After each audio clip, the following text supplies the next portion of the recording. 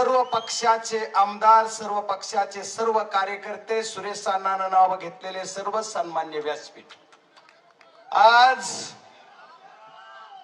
तुमची सर्वांची इच्छा आज पूर्ण होईल.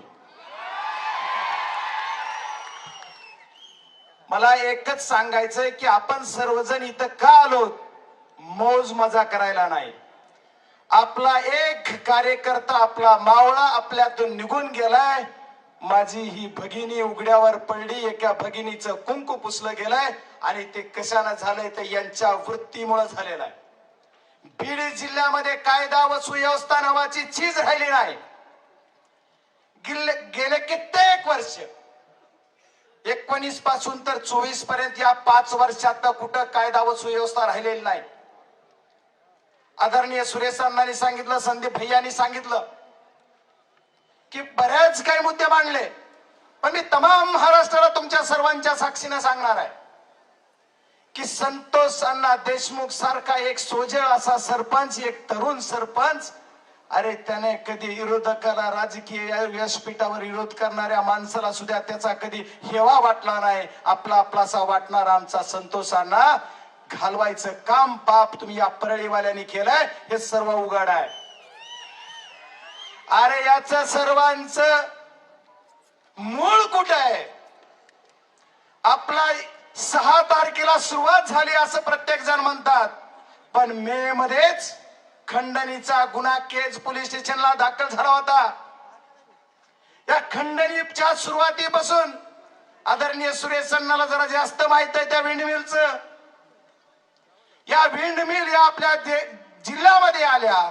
या विंडमिलच्या माध्यमातून शेतकऱ्यांना कुठेतरी पैसा मिळेल, इथं उद्योग उभारला तर आपल्या तरुणांच्या हाताला थोडंफार काम मिळेल, त्याच्यातून व्यवसाय होईल, बीड जिल्ह्याची प्रगती होईल, असा उद्देश असला पाहिजे. पण त्याच्यापेक्षा उलट आहे. मी आज सर्वांच्या साक्षीने सांगणार आहे, या संतोष अण्णा देशमुखच्या मारेकऱ्याला तर फाशी करायचीच, पण या विंडमिल सुद्धा धारक जे आहेत ते सुद्धा काही गुंड पाळतात आणि गुंड पाळून माझ्या शेतकऱ्यांना त्रास देतात. त्यांचा सुद्धा छडा लागला पाहिजे.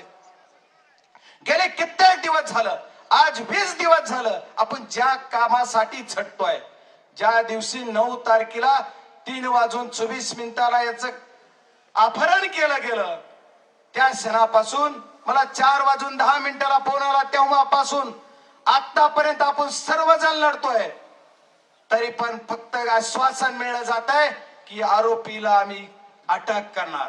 पहिल्या दिवशी 2 आरोपी अटक झाले, दुसऱ्या 2 दिवसात एक तिसरा आरोपी अटक झाला, 4था आरोपी अटक झालाय का सिलेंडर झालाय मला आणखी कळालं नाही, पण मल्ला झालाय, अटक झालाय. आणि ज्या दिवशी याच्यावर गुन्हा झाला, संसदेमध्ये असेल, आदरणीय अमित भाई शाह यांची भेट मी घेतली, त्या दिवशी खंडणीचा गुन्हा दाखल झालाय.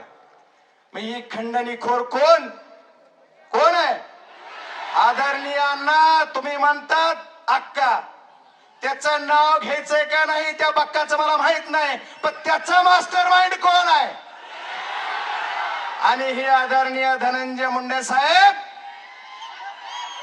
तुम्हाला या मंत्रिमंडळात राहायचा नैतिकतेचा अधिकार नाही. तुम्हाला जर खऱ्या अर्थाने या बीड जिल्ह्याला न्याय द्यायचा असाल आणि तुम्ही जर खरंच सत्यवादी असाल, या बीड जिल्ह्याच्या मातीमध्ये तुमचा जन्म झाला असाल, तर तुम्ही बीड जिल्ह्याच्या जनतेला सांगून द्या, फेकतो राजीनामा आणि चौकशीला सामोरं जातो. का करत नाही तुम्ही? तुम्हाला कशाला पद पाहिजे? आमचे मुर्दे पडायला, आम्हाला मारायला? अरे ह्याचं नाव कशाला घ्यायचंय? हा कोण आहे? हा फक्त दलाल आहे, दलाल आहे, दलाल. याच्यावर काय बोला एवढं मी, तुम्ही सर्वांनी मला खासदार केलंय, तुमच्या सर्वांच्या ताकदीवर मी खासदार झालोय. आदरणीय आव्हाड साहेब, तुम्ही बोलताना म्हणलात की आज क्रांती झाली. आज क्रांती नाही झाली आव्हाड साहेब, ह्याची क्रांती लोकसभेला ज्या बीड जिल्ह्यानं दाखवून दिले.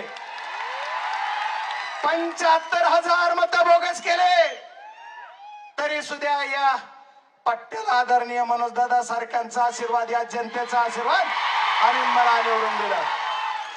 आदरणीय सुरेश अण्णा, तुम्ही आता उल्लेख केला परळी विधानसभा मतदारसंघाचा. आदरणीय राजेसाहेबजी देशमुख यांच्या विरोधात जे उमेदवार होते जे या जिल्ह्याचे झालेले मंत्री यांना सुद्धा बोगस मताची लीड आहे. बोगस मतावर जर या प्रशासनाला खऱ्या अर्थाने या आमच्या सत्तोंसांना देशमुखाला न्याय द्यायचा असेल तर बीड जिल्ह्यामध्ये झालेला मतकाढा 2 अंकी आकडा सुद्धा शिल्लक राहिला नाही. असं कुठं महाराष्ट्रात होत असेल तर ती फक्त बीडला होत आहे. आणि यांची मुजगेगिरी का वाढली, यांची ताकद का वाढली तर यांच्या माग प्रशासन आहे, यांच्या माग शासन आहे. याच्यामुळे हे झालं. याच्याशिवाय यांना दिवसा ढवळ्या खून करतात. आमचे रामकृष्ण भांगर यांच्यावर 3 गुन्हे झाले. अरे कशासाठी?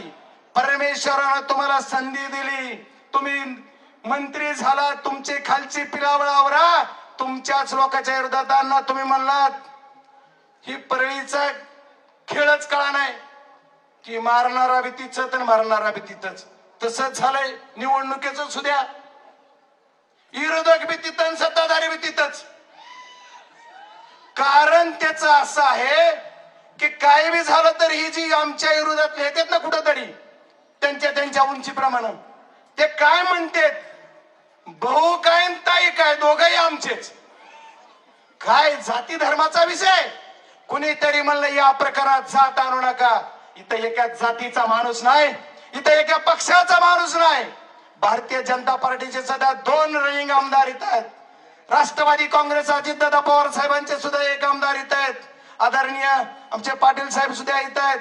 आणि आमच्या पक्षाचे सुद्धा 2 आमदार आणि 1 खासदार इथं आहे. आमचे पराजित झालेले 2 उमेदवार सुद्धा इथं आहेत. सर्व पक्षीय आहेत, सर्व जाती धर्माचे आहेत. ओबीसी आहे, ओपन आहे, मुस्लिम आहे, सर्व आहेत. फक्त जाती धर्माचा आधार तुम्हाला लागतोय म्हणून तुम्ही जाती धर्माचं नाव काढताय. तुम्हाला जातीच्या नावाशिवाय राजकारणच करता येत नाही. तुम्हाला पक्षाचं राजकारण करायचंय, आम्हाला नाही. आम्हाला काय करायचंय? आम्हाला आदरणीय संतोषांना देशमुख यांच्या मारेकऱ्याला न्याय मिळवून द्यायचा आहे. त्याच्यासाठी तुम्हाला आम्हाला सर्वांना लढायचं आहे. आणि या लढ्यामध्ये तुमची सर्वांची ताकद आपल्याला दाखवायची. आदरणीय मुख्यमंत्री महोदयांनी सांगितलं की मी पकडणार, मी न्याय देणार.